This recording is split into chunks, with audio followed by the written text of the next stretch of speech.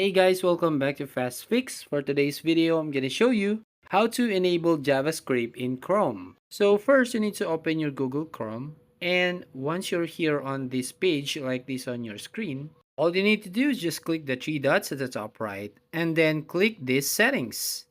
Now here on settings, you need to go to the search box and need to type right here site settings.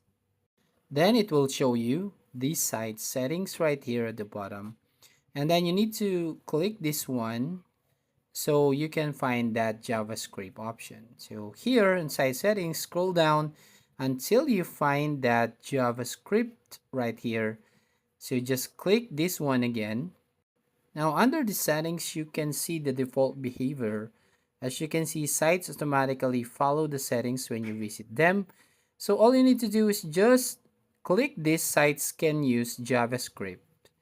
And then you will see at the bottom it says customize behaviors.